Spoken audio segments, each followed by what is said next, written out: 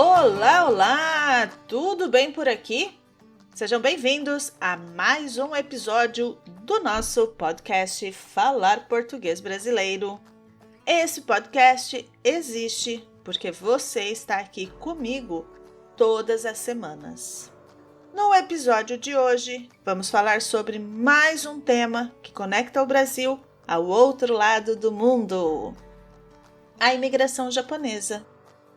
Vamos falar sobre o contexto histórico dessa imigração, como ela também está presente na cultura brasileira, as influências que os descendentes japoneses trouxeram para o nosso país e, claro, sobre as principais comunidades japonesas que ainda existem no Brasil.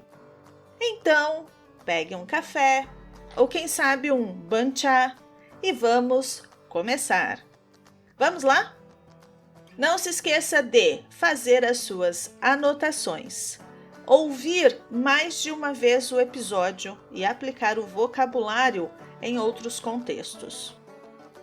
Falando sobre contexto, para entender a imigração japonesa no Brasil, precisamos voltar mais ou menos em 1900, especificamente em 1908, praticamente uma aula de história. Seja bem-vindo ao podcast Falar Português Brasileiro. Seja um apoiador, acesse a minha página falarportuguesbrasileiro.com.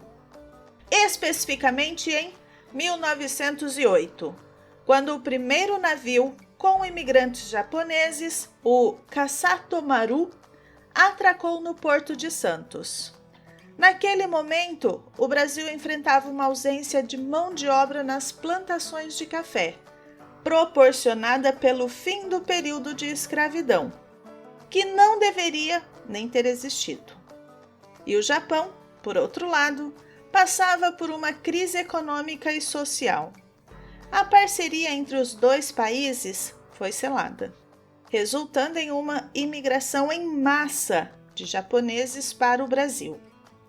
Entre 1908 e 1973, mais de 250 mil japoneses migraram para o Brasil, principalmente para trabalhar nas fazendas de café no estado de São Paulo.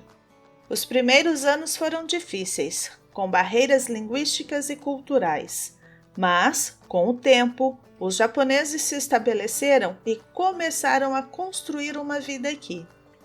Hoje, o Brasil abriga a maior população de descendentes de japoneses fora do Japão, com aproximadamente 1,5 milhão de nipo-brasileiros. Essa presença trouxe uma série de influências culturais para o nosso país. Vou citar alguns exemplos, claro! Na culinária, com o sushi, sashimi ou temaki, a gastronomia japonesa ganhou uma enorme popularidade no Brasil. Além disso, a incorporação de ingredientes japoneses como shoyu, tofu e miso tornou-se comum em muitos lares brasileiros.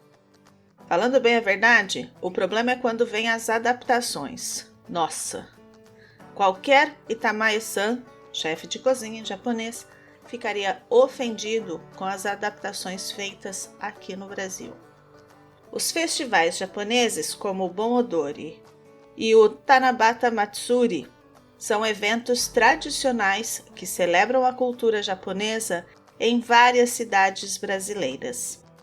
São Paulo, em particular, cedia alguns dos maiores festivais fora do Japão. Na minha cidade de origem, a cidade de Mirandópolis, no interior de São Paulo, é a 8ª cidade do Brasil com maior concentração de nipo brasileiro do país. Nipo brasileiro é o vocabulário utilizado para os descendentes de japonês. A comunidade Yuba foi fundada em 1935 por um grupo de imigrantes. Vou colocar aqui na descrição alguma referência para que você possa aprender mais sobre a comunidade.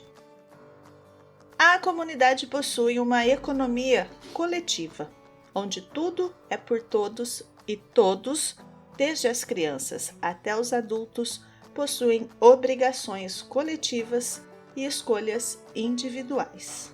Ou seja, todos os jovens devem ir à escola. Também devem ajudar nos trabalhos coletivos, como no refeitório da comunidade, na agricultura, na horta, todos precisam ajudar. A arte também precisa estar presente no dia a dia. Por isso, todos devem escolher a atividade artística, que pode ser a música, a dança, o teatro, entre outras.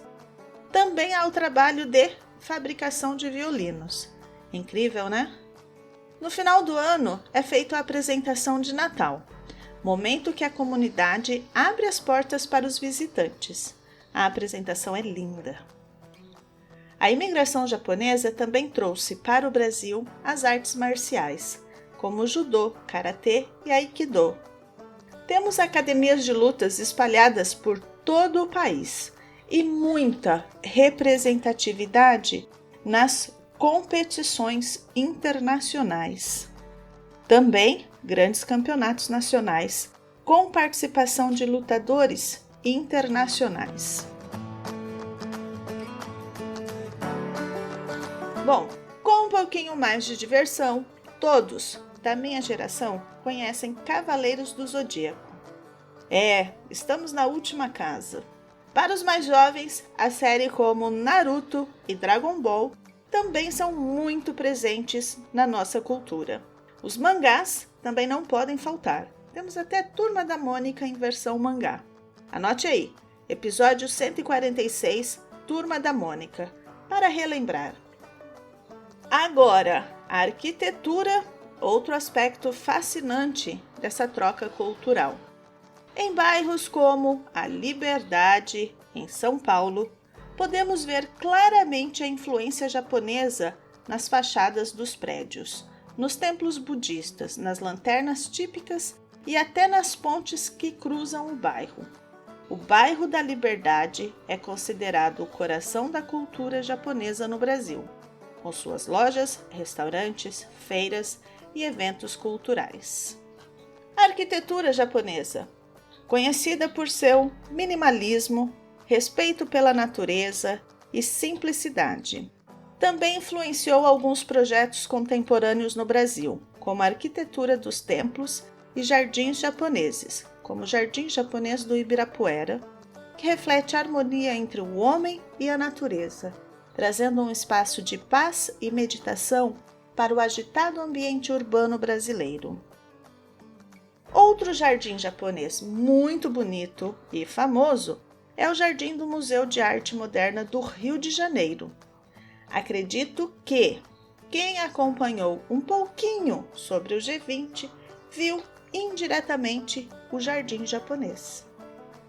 Na minha cidade de origem, Mirandópolis, temos no centro da cidade um portal japonês, Torii, monumento em homenagem ao Tratado de Co-Irmandade entre as duas cidades, a minha cidade e a cidade de Takaoka, no Japão. E um jardim japonês, claro, né? Legal. No estado do Paraná, cidades como Londrina e Maringá também têm fortes laços com a cultura japonesa, com uma grande população nipo-brasileira que preserva tradições como a dança Bon-Odori e o festival Hanami, que celebra a Florada das Cerejeiras. A imigração japonesa não só enriqueceu o Brasil culturalmente, mas também economicamente, com o crescimento de indústrias como a automotiva e a eletrônica, além de áreas como a ciência e a agricultura, onde a influência e as inovações trazidas pelos imigrantes japoneses deixaram sua marca. Os nipo-brasileiros hoje ocupam lugares de destaque na política, ciência e artes, e o legado dessa imigração continua a ser um exemplo de como diferentes culturas podem se entrelaçar de maneira positiva e construtiva. Há também o processo inverso, ou seja, o retorno dos nipo-brasileiros para o Japão, em busca de outras possibilidades.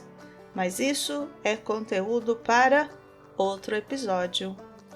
Para todos os amigos nipo-brasileiros que tenho no Japão, um forte abraço brasileiro.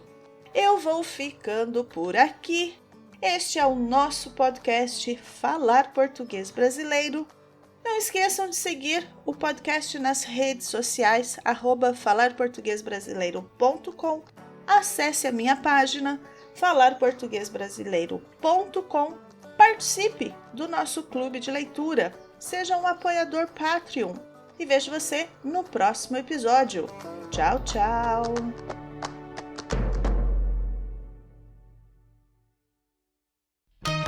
Esse episódio foi editado por Ricardo Gomes, da Apomorfia Podcast.